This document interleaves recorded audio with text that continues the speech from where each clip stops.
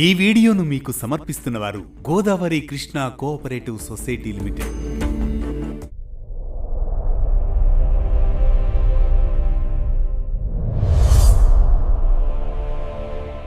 వైకుంఠ ఏకాదశి తర్వాత భోగికి ముందు వచ్చే విశేష పర్వదినమే పుష్య పౌర్ణమి.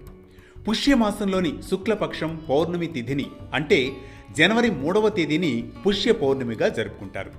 ఈ రోజున బ్రహ్మ ముహూర్తాన్ని నిదురలేచి నదీ స్నానం ఆచరిస్తారు.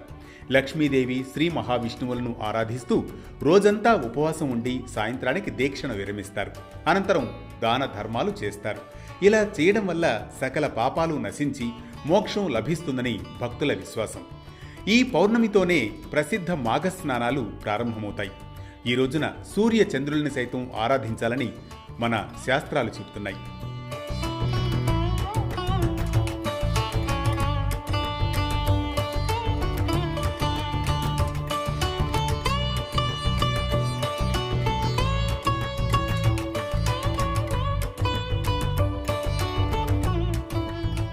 ఇలా చేయడం వల్ల మానసిక ప్రశాంతత, ఆర్థిక అభివృద్ధి కలుగుతాయని మన శాస్త్రాలు చెబుతున్నాయి. కొందరు ఈ రోజున శ్రీ సత్యనారాయణ స్వామి వ్రతాన్ని జరుపుకుంటారు. ఇక ఈ పౌష్య పౌర్ణమిని మరికొందరు, ముఖ్యంగా ఉత్తరాది రాష్ట్రాల్లో శాకంబరి పౌర్ణమి లేదా శాకంబరి జయంతిగా జరుపుకుంటారు.